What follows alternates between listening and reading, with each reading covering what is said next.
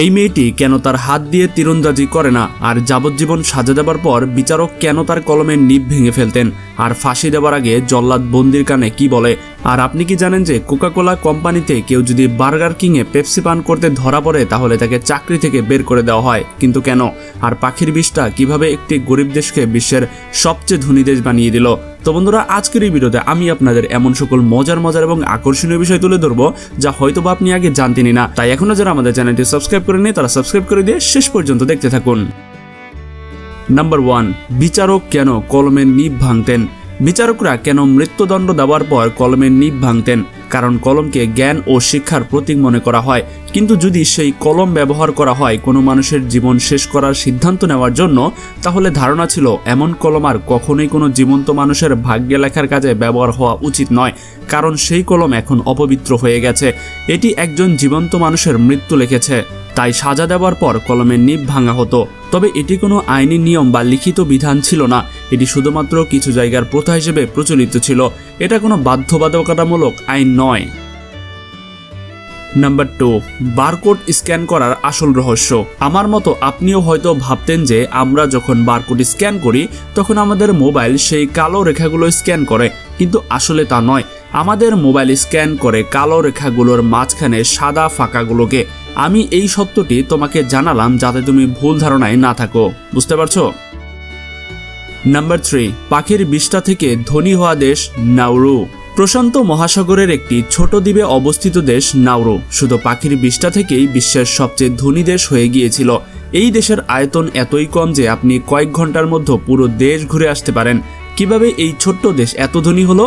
হাজার হাজার সামুদ্রিক পাখি যখন এই দ্বীপে এসে বিষ্ঠা ফেলত, ফলে পুরো দ্বীপ জুড়ে গুয়ানো নামক পদার্থের পুরো স্তর জমা হয়। সময়ের সাথে সাথে এই স্তর ফসফেট সমৃদ্ধ খনিজে পরিণত হয়।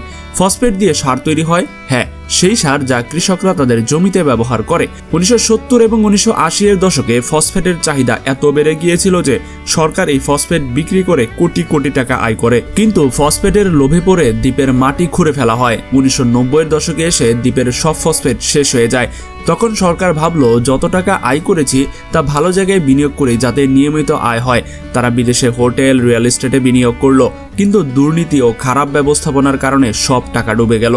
ফলে একসময় বিশ্বের ধনী দেশ এখন বিশ্বের অন্যতম গরিব ও কম জনসংখ্যার দেশে পরিণত হয়েছে। নাম্বার 4, বোনহীন মেয়ে যিনি পা দিয়ে তীর চালান। পুরো ইন্টারনেটে এই মেয়েটি the girl with no bones অর্থাৎ বোনহীন মেয়ে বলে ডাকা হয়। সাধারণত তীরন্দাজরা হাত দিয়ে ধনুক ধরে তীর ছোড়ে, কিন্তু অস্ট্রেলিয়ার এই মেয়েটি পায়ে ধনুক ধরে একেবারে নির্ভুলভাবে নিশানা করে। বছরের পর বছর কঠিন প্রশিক্ষণের ফলে এই মেয়েটি তার পায়ে তীর ছোড়া শিখেছে। প্রায় 60 ফুট দূর থেকে নির্ভুল নিশানা করে সে গিনেস বুক অফ ওয়ার্ল্ড রেকর্ডে নিজের নাম লিখিয়ে নিয়েছে, তাই তাকে হাত দিয়ে তীর ছোড়ার কোনো দরকার পড়ে না।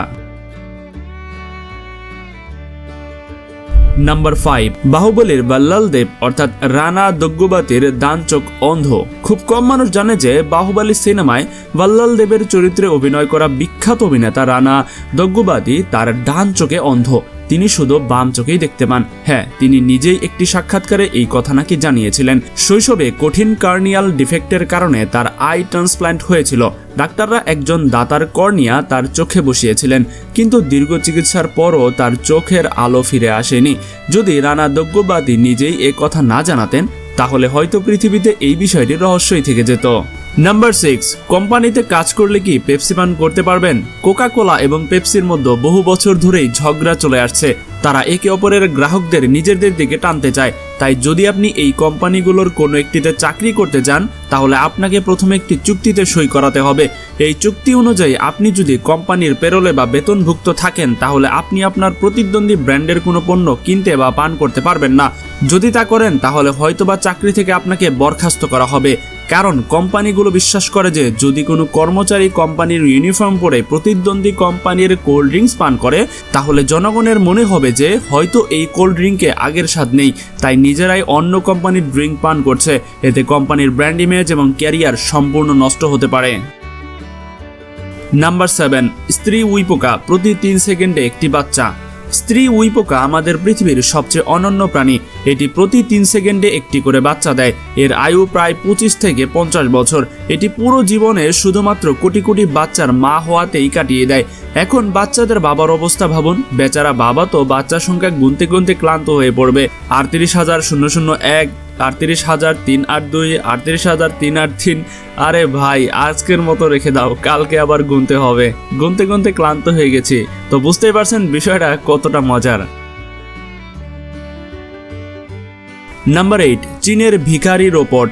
আপনি হয়তোবা রাস্তায় ভিখারিদের ভিক্ষা করতে দেখেছেন, কিন্তু চীনের রোবটগুলোর কি এমন অবস্থা হলো যে তাদের রাস্তায় ভিক্ষা করতে হচ্ছে? ভিডিওতে দেখা যাচ্ছে একটি রোবট হাঁটু গেড়ে বসে মানুষের কাছে টাকা চাইছে এবং লোকেরা টাকা দানও করছে। কিন্তু রোবটের টাকার কি দরকার? আসলে এই রোবটটি বেশ কয়েকদিন ধরে চার্জ করা হয়নি। বেচারা ক্ষুধায় কাতরাচ্ছিল, তাই এটি ভিক্ষা শুরু করেছিল যাতে বিদ্যুতের বিল মিটিয়ে নিজেকে চার্জ করাতে পারে। মানে কি দাঁড়ালো? আগে এআই মানুষের চাকরি নিল, এখন যারা ভিক্ষা করে তাদের কাজও এআই নিয়ে নিল। আমার মতে এখন ভিখারিদেরও নতুন কোনো চাকরি খুঁজে নেওয়া উচিত। নাম্বার 9, স্বপ্নে পেশাব করলে কি হয়? মনে করো তুমি স্বপ্নে কোথাও পেশাব করছো, তাহলে খুব বেশি সম্ভাবনা আছে তুমি বিছানায় পেশাব করে ফেলবে, কারণ এরকম ঘটনা আপনাদের অনেকের সাথেই ঘটেছে। আমাদের সাবস্ক্রাইবারদের মধ্যে যারা যারা এমন ঘটনা ঘটেছে তারা অবশ্যই কমেন্টে জানাতে পারেন। যদিও বিষয়টা সম্পূর্ণ শরমের, তবুও যারা লিখতে চান লিখতে পারেন। নাম্বার 10, ফাঁসির আগে জল্লাদ বন্দির কানে কি বলে? এখন এটা জানার আগে দ্রুত চ্যানেলটি সাবস্ক্রাইব করে দিন, যাতে পরবর্তী ভিডিওগুলো উপভোগ করতে পারেন সবার আগে। আসল ঘটনা হচ্ছে, ফাঁসির মঞ্চে গলায় ফাঁস লাগানোর পর জল্লাদ বন্দির কাছে যায় এবং তার কানে কানে শেষ কথা বলে, আমাকে ক্ষমা করো, আমি আদেশের গোলাম। আমার নিয়ন্ত্রণ থাকলে আমি তোমাকে জীবন দিয়ে সঠিক পথে চলার কামনা করতাম। এই কথা বলার সঙ্গে সঙ্গেই জল্লাদ ফাঁসির লিভার টেনে বন্দিকে চিরতরে ঘুম পাড়িয়ে দেয়। তো বন্ধুরা, এটাই ছিল মূলত আজকের ভিডিও। এমন আরো মজার মজার ভিডিও দেখতে স্ক্রিনে দেখানো 4টি ভিডিওর যে কোনো একটি আপনারা ক্লিক করে দেখে আসতে পারেন। আশা করি অনেক অনেক বেশি মজা পাবেন। তো দেখা হচ্ছে পরবর্তী পর্বে। আজকের মতো এখানেই বিদায়। আল্লাহ হাফেজ।